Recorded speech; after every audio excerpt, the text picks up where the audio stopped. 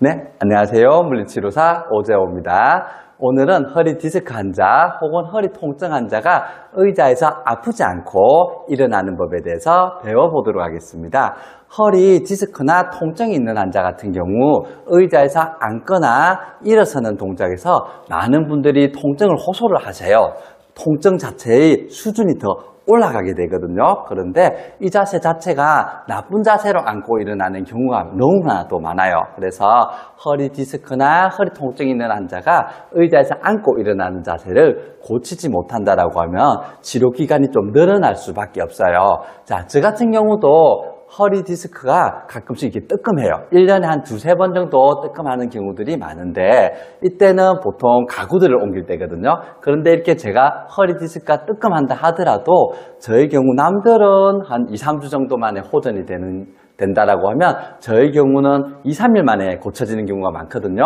제가 물리치료사이기 때문에 허리 디스크를 스스로 자가치료를 해서 그런 것도 있지만 자세를 잘 고쳐서 그런 것들도 좀 많습니다. 특히 제가 허리를 뜨끔했을 때 반드시 고치는 자세가 이렇게 의자에서 앉고 일어나는 자세인데 어떻게 앉고 일어나는지를 오늘 한번 설명드릴 거예요. 자, 우선 허리 통증이 있는 사람이 앉고 일어나는 방법에 대해서 한번 설명드리겠습니다. 제가 옆모습을 보여드릴게요. 자, 허리 디스크가 있거나 허리 통증이 있는 환자한테 제가 한번 의자에서 한번 일어나 보세요 라고 하면 거의 대부분 사람들은 이렇게 일어납니다. 허리를 짚으면서 일어나거든요. 아이고 하면서. 자, 다시 이렇게 아이고 허리야 하면서 이렇게 일어나는 게 일반적인 패턴입니다. 하지만 이런 자세 자체는 허리를 굽힘으로써 요추 전만이 사라지고요. 허리를 굽힘으로써 디스크에 있는 압력이 높아지기 때문에 허리 통증이 더 가중되는 자세입니다. 그래서 일반적으로 의자에 앉고 일어날 때 통증을 더 느끼게 되는 겁니다. 그래서 반드시 이런 자세는 고쳐야 돼요. 우리가 의자에 앉고 일어나는 자세가 하루에 적어도 2, 30번 정도는 있을 거란 말이에요. 근데 바른 자세로 앉고 일어난다라고 하면은 좋겠지만 이렇게 나쁜 자세로 일어난다라고 하면 하루에도 허리 디스크를 20번, 30번 또 손상을 주게 됩니다. 이렇게 되면 금방 나을 수 있는 디스크도 그 치료 기간이 늘어날 수밖에 없습니다. 자, 제가 웃는 허리라고 하는 책을 적었는데요. 자, 거기에 나와 있는 대표적인 방법에 대해서 한번 설명드리겠습니다. 먼저 스튜어트 맥길 박사의 방법입니다. 스튜어트 맥길 박사는 허리 통증의 대가라고 보시면 돼요. 세계적인 대가입니다. 자, 그분의 방식을 우선 설명하겠습니다. 자, 그분의 경우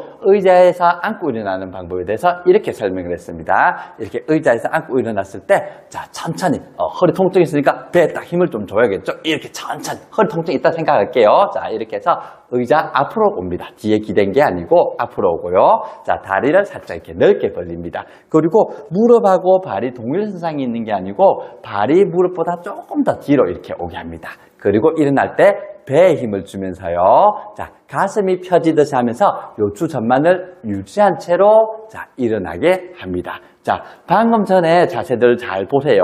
보면은 앞에 일반적인 허리 통증 환자가 어떻게 된다고 했죠?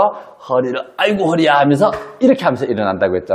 그런데 스튜어트 맥길 박사의 방법으로 일어난다라고 하면 앞으로 당겨 앉고 다리를 벌리고 무릎보다 발이 살짝 뒤로 가게 하고 배에 살짝 힘을 주면서 가슴을 펴면서 요추 전만을 일으키면서 일어나기 때문에 허리를 훨씬 덜 숙이고 일어날 수가 있습니다. 하지만 아쉽게도 이 방법들을 환자에게 제가 직접 적용해 보니 그래도 이 방법대로 함에도 불구하고 약간 이렇게 숙이면서 일어나는 경우들이 좀 많았어요. 자, 바르게 일어난다라고 하면 아주 좋은 방법이지만 일반적으로 이렇게 일어나기 때문에 조금 더 통증이 일어납니다. 그리고 스튜어트 맥길 박사님의 이제 방법 자체도 실제적으로는 허리가 살짝 이렇게 굽혀지기 때문에 허리 통증을 약간 가중하는 부분들이 있어요. 그래서 저의 경우는 이 맥길 박사님의 방법 같은 경우 허리 디스크 통증이 이제 회복기 환자들한테 일반적으로 소개하고요. 저는 좀 다른 방법으로 설명을 합니다. 제 책 웃는 허리에 나와 있는 방식인데 그 중에 첫 번째 방식에 대해서 설명드리겠습니다. 자, 이렇게 의자에 다시 제가 똑바로 앉을게요.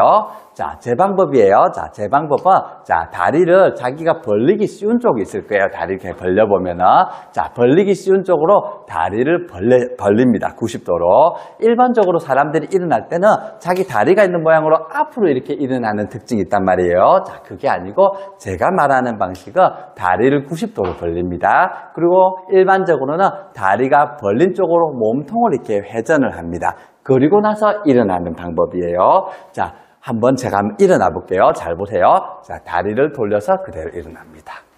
자, 보셨나요? 자, 방금 전에 제가 일어나는 모습을 잘 보셨다라고 하면 허리 쪽, 척추가 안 굽혀지는 게 보일 거예요. 자, 다시 한 번만 더 보여드릴게요. 다리를 90도로 돌리면서 일어납니다. 맞죠? 척추 안 굽혀지죠?